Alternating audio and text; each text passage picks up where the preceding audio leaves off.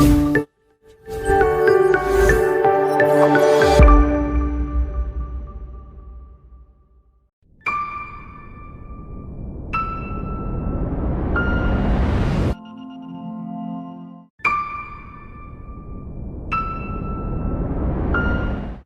nama saya Aisyah Nuridaya.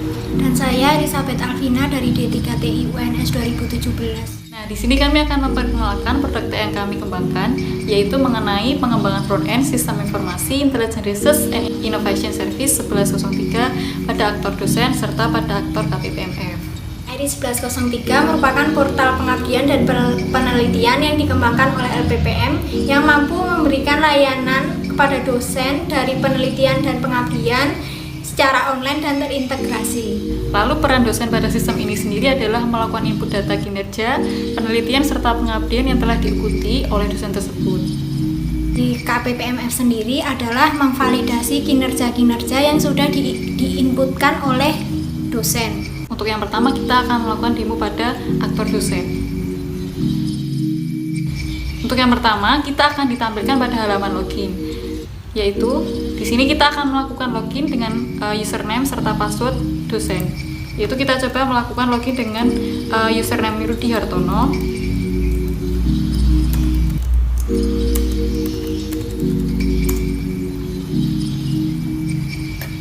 Kemudian setelah berhasil login, kita akan ditampilkan pada halaman dashboard dosen. Pada halaman dashboard dosen ini kita dapat melihat data profil informasi dari dosen yang login, serta penelitian-penelitian yang telah dilakukan atau pernah diikuti oleh dosen tersebut. Di sini seperti ada end-to-end data security, ada informatika terapan, serta pervasive computing. Nah, setelah itu juga ada tab menu output. Pada tab menu output ini menampilkan semua kinerja yang pernah diikuti oleh dosen, tetapi hanya yang berstatus tervalidasi saja. Selanjutnya terdapat menu data remun di atas standar. Pada data remun di atas standar ini berfungsi untuk menginputkan data-data kinerja yang pernah diikuti oleh dosen atau yang akan diikuti oleh dosen. Nah, di sini terdapat 13 menu kinerja. Nah, di sini salah satu contohnya adalah jurnal non Scopus, kinerja jurnal terindeks Scopus, jurnal proceeding seminar non Scopus, dan yang lainnya. Nah, untuk contohnya kita akan melakukan input data pada kinerja hak cipta buku. Pada data buku ini kita akan ditampilkan beberapa data buku yang pernah diikuti atau yang pernah dibuat oleh dosen tersebut. Nah, di sini kita akan mencoba melakukan input data buku, yaitu kita pilih button tambah data buku. Setelah kita melakukan button tambah data buku tersebut, kita akan ditampilkan halaman form input data buku serta data dosen. Nah, di sini kita akan mencoba melakukan input judul buku.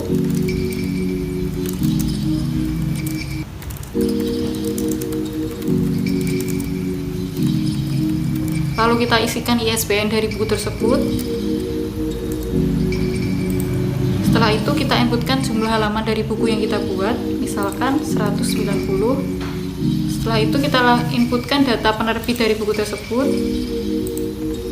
Lalu kita pilih dia status penulisnya sebagai penulis utama atau SEO author. Penulis utama ini apabila penulis tersebut yang menciptakan atau penulis aktor utamanya. Tetapi untuk SEO author ini dipilih ketika dia menjadi anggota buku tersebut. Nah, di sini kita akan mencoba untuk mengisikan penulis utama.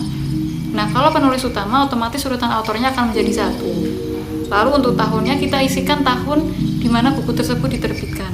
Di sini misalkan tahun 2020. Nah, untuk selanjutnya penelitian yang terkait di sini, ini merupakan penelitian yang pernah diikuti oleh dosen tersebut. Apabila terdapat kaitannya dengan buku yang akan kita inputkan, maka kita bisa memilihnya salah satu. Tetapi apabila kita tidak ada terkaitnya buku tersebut dengan penelitian, maka boleh dikosongi. Selanjutnya isikan abstraknya.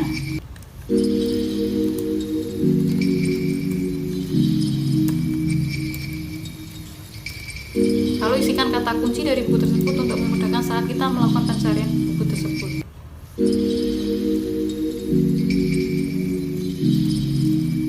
Nah, lalu upload bukti, yaitu berupa file dari buku tersebut. Selanjutnya kita lakukan next. Untuk contohnya kita akan melakukan input data Ibu Tuti misalnya, lalu akan menampilkan data-data yang bernama Tuti. Nah, di sini kita akan otomatis memilihnya sebagai SEO author karena dia adalah anggota dari buku, bukan pencipta bukunya. Nah, misalkan SEO author, lalu urutan autornya dia akan menjadi 2 ke bawah, jadi tidak mungkin menjadi urutan ke-1 karena urutan ke-1 hanya dipilih ketika dia menjadi penulis utama. Lalu kita submit. Nah, di sini kita bisa menambahkan anggota dosen, anggota buku tersebut lebih dari 1. Misalkan kita tambah lagi dengan nama Rani. Kita pilih SEO author lagi serta urutan autornya menjadi 3. Nah, setelah selesai kita bisa melakukan input data tersebut dengan mengklik button selesai. Lalu data akan ditampilkan pada halaman awal kinerja buku. Nah, status setelah kita berhasil menginputkan akan menjadi menunggu. Saat status menunggu ini kita dapat melakukan edit data tersebut serta menghapus data tersebut. Nah, untuk button launch ini kita dapat melihat dari detail dari data buku yang tadi kita inputkan. Di sini menampilkan anggota-anggota serta abstrak dari buku tersebut. Lalu kita akan mencoba melakukan edit data. Di nomor ISBN-nya kita ganti menjadi 89. Lalu kita upload buktinya secara ulang. Kan kita lanjutkan next. Nah, untuk pada data dosen ini kita bisa menghapusnya atau menambahnya. Misalkan kita akan menghapus data dosen tersebut dengan nama Dr. Insinyur Amalia ini. Kita lakukan hapus. Setelah itu kita lakukan update dan pilih button selesai. Nah, di sini pada button mouse akan otomatis hapus data dosen yang kita hapus tadi. Lalu saat statusnya masih menunggu, kita dapat melakukan hapus data yang kita inputkan tadi. Di sini Nah, selama data tersebut menunggu, data tersebut akan masuk ke verifikator untuk dilakukan verifikasi. Setelah dosen melakukan input kinerja buku tadi, peran KPPMF adalah melakukan validasi dari kinerja buku tadi. Kinerja buku dapat divalidasi setelah verifikator memverif data kinerja buku tadi dan status dari kinerja tadi berubah menjadi terverifikasi. KPPMF dapat memverifikasi daftar kinerja buku tadi pada menu validasi kinerja dosen. Di sini saya akan memilih menu validasi kinerja hak cipta buku. Di sini muncul data yang sudah diinputkan dosen tadi. Tombol launch ini berfungsi untuk melihat detail dari buku tersebut. Di sini ada button validasi yang berfungsi untuk memvalidasi kinerja yang dipilih. Setelah diklik button validasi, maka data yang sudah tervalidasi akan muncul di menu kinerja buku. Dan status akan berubah menjadi tervalidasi. Selain memvalidasi kinerja dosen, KPPMF juga memiliki peran untuk memvalidasi ajuan proposal PNBP. Pada menu validasi ajuan proposal PNBP ini juga sama seperti validasi kinerja dosen tadi. Yang membedakan menu validasi ajuan proposal PNBP ini adalah di sini kita bisa memvalidasi data lebih dari 1 dengan cara menceklis checkbox. Setelah memilih, kita menekan tombol setujui dosen yang dipilih. Setelah proposal PNBP tadi disetujui, maka data akan masuk ke dalam menu report proposal PNBP.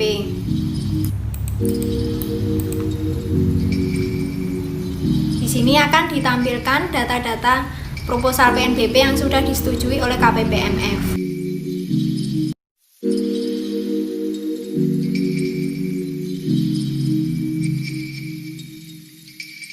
Selain memvalidasi ajuan proposal PNBP dan kinerja dosen, KPPMF juga bisa melakukan atau melihat daftar dosen di setiap fakultas dan melihat detail dari setiap dosen tersebut.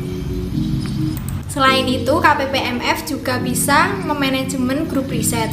Di sini KPPMF bisa menambahkan grup riset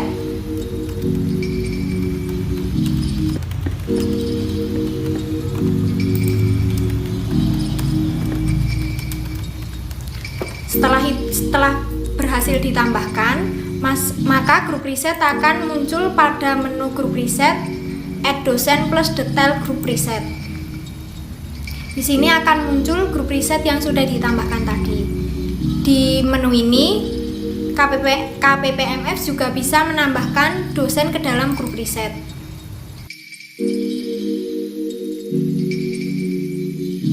Saat menambahkan dosen ke dalam grup riset, dosen hanya bisa mengikuti 2 grup riset aktif dan hanya bisa menjadi 1 koordinator dalam grup riset.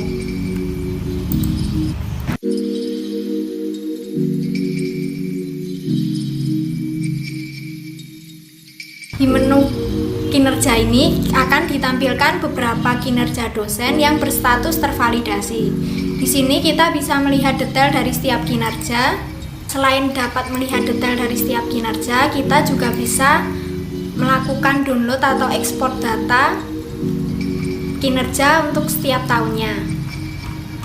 Di menu report penelitian ini akan ditampilkan beberapa penelitian yang pernah diikuti oleh dosen-dosen pada fakultas yang login. Di sini kita bisa memilih berdasarkan tahun dan kategori. Seperti ini.